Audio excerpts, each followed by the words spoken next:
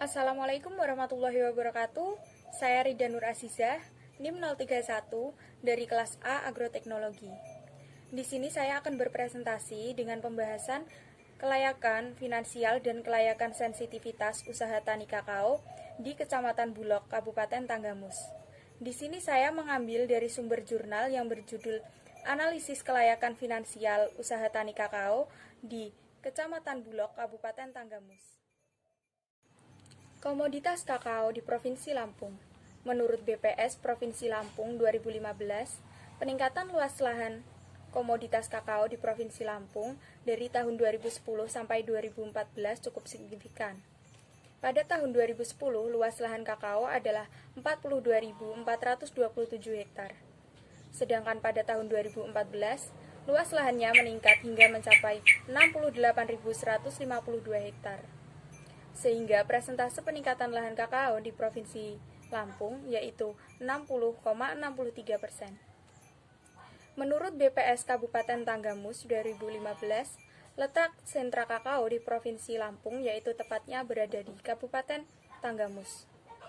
Luas lahan usaha tani kakao di Kabupaten Tanggamus meningkat sejak tahun 2010 sampai 2014, yaitu sebesar 20,33%.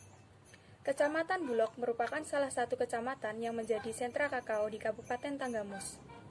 Peningkatan luas lahan kakao di Kecamatan Bulog ini cukup tinggi dibandingkan dengan kecamatan lainnya, yaitu seluas 325 hektar.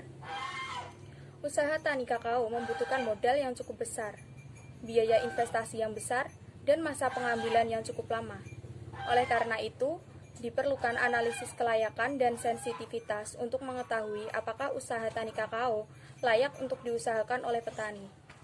Kelayakan finansial usaha tani kakao dapat dijadikan dasar dalam pengambilan keputusan bagi petani dalam memilih usaha tani yang akan dilakukannya. Kelayakan usaha tani kakao dinilai berdasarkan kriteria investasi.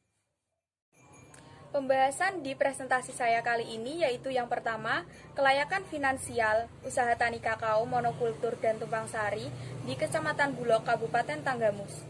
Untuk yang kedua yaitu kelayakan sensitivitas usaha tani kakao monokultur dan tumpang sari di Kecamatan Bulog, Kabupaten Tanggamus.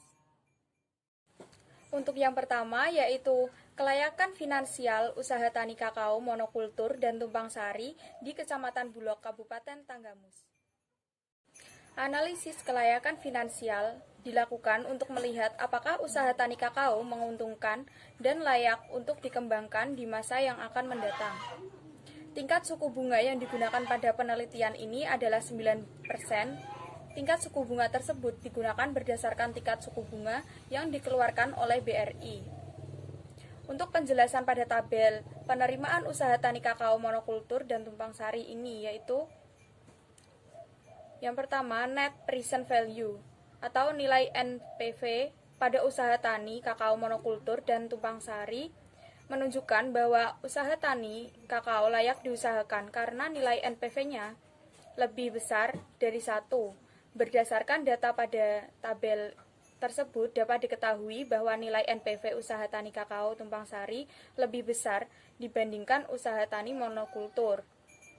Untuk nilai IRR pada tabel tersebut menunjukkan bahwa usaha tani kakao monokultur yaitu 25,94% dan kakao tumpang sari yaitu 34,40% layak diusahakan karena nilai IRR-nya lebih tinggi daripada tingkat suku bunga IRR. Berdasarkan pada tabel tersebut dapat diketahui bahwa nilai IRR usaha tani kakao tumpang sari lebih besar dibandingkan usaha tani kakao monokultur. Untuk gross B per C rasio pada tabel tersebut menunjukkan bahwa nilai gross B per C untuk tanaman kakao monokultur dan kakao tumpang sari layak untuk diusahakan dan dikembangkan karena nilai gross B per C-nya lebih dari 1. Nilai gross B per C juga menunjukkan usaha tani kakao tumpang sari lebih layak dilaksanakan daripada usaha tani monokultur. Karena nilai gross B per C usaha tani kakao tumpang sari lebih tinggi dibandingkan usaha tani kakao monokultur. Untuk net per B per C rasio pada tabel tersebut menunjukkan bahwa nilai net B per C untuk kakao monokultur dan tumpang sari lebih dari 1. Hal ini berarti bahwa usaha tani kakao di Kecamatan Bulog Kabupaten Tanggamus layak untuk diusahakan dan dikembangkan. Selain itu, berdasarkan nilai net B per C, usaha tani kakao tumpang sari juga lebih banyak untuk diusahakan dan dikembangkan. Playback periode atau PP pada tabel tersebut, usaha tani monokultur yaitu 7,05 tahun dan kakao tumpang sari 5,89 tahun lebih kecil daripada umur ekonomisnya yakni 25 tahun. Nilai PP menunjukkan bahwa usaha tani kakao baik dengan pola tanam monokultur maupun tumpang sari layak untuk dilaksanakan dan dikembangkan. Selain itu, masa pengembalian investasi pada usaha tani kakao dan tumpang sari juga lebih cepat dibandingkan dengan usaha tani kakao monokultur, sehingga lebih banyak untuk dilaksanakan.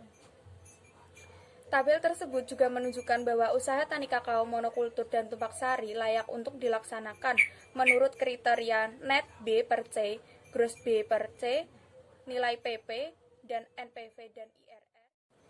Untuk pembahasan yang kedua yaitu kelayakan sensitivitas usaha tani monokultur dan tumpang sari di Kecamatan Bulog, Kabupaten Tanggamus. Analisis sensitivitas usaha tani kakao secara monokultur dan tumpang sari merupakan suatu kegiatan menganalisis kembali suatu proyek untuk melihat apakah yang akan terjadi pada proyek tersebut jika tidak berjalan sesuai dengan rencana.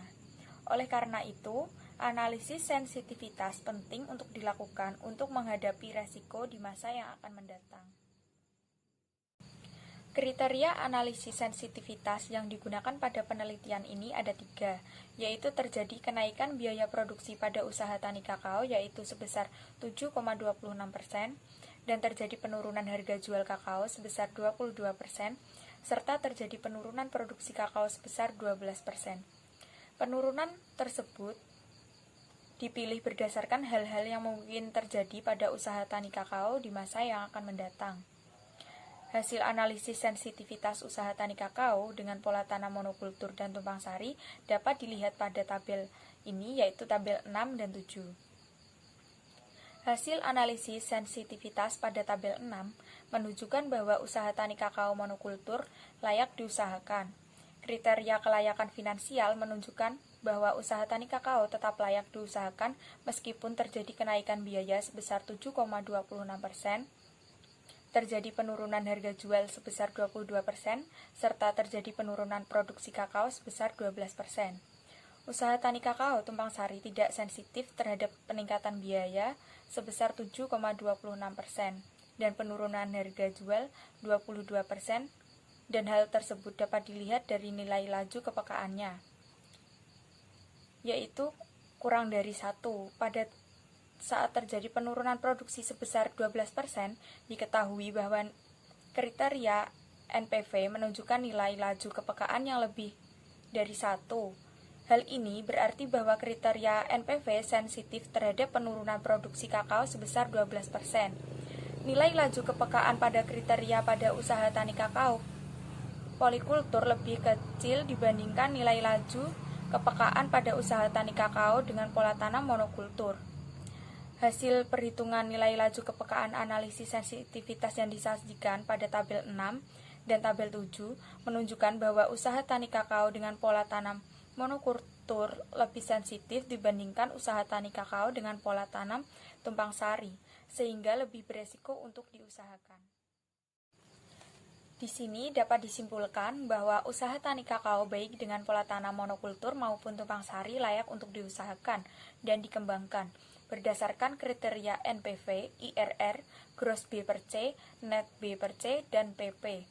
Namun hasil perhitungan menunjukkan bahwa usaha tani kakao tumpang sari lebih layak diusahakan daripada usaha tani kakao monokultur.